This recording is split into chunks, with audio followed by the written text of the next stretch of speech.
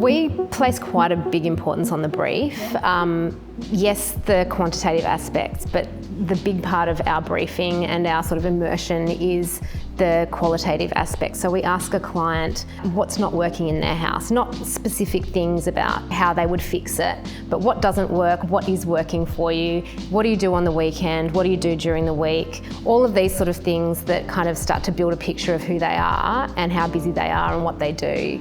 And I actually quite enjoy hearing the minutiae of people's daily lives and figuring out how we're going to fix it, but also bringing joy to those bits of work at home that should actually be really enjoyable.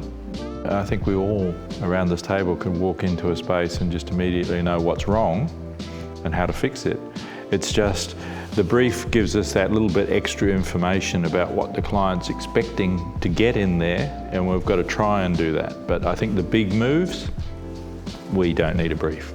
I mean, people don't necessarily tell me to put biophilia in my buildings, but most of my recent buildings have all had heavy amounts of embedded greenery, and that's something I'll try to always push in within the project. So I think they're looking for us to create the joy, create the spatial experience. That's part of the fun, I guess, of unlocking the problem. So we use the brief to kind of help us with that.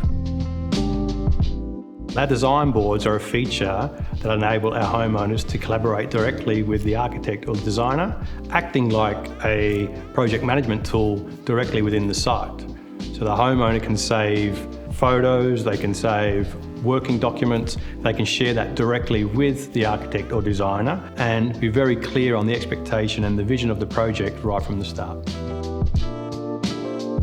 David, you talked earlier about being very intuitive with your clients, and I was reminded of the house you worked on in Potts Point, which was your first project here in Sydney, and your client developed an illness, early onset of dementia, and you couldn't actually engage with her in a way that you may otherwise would have been able to.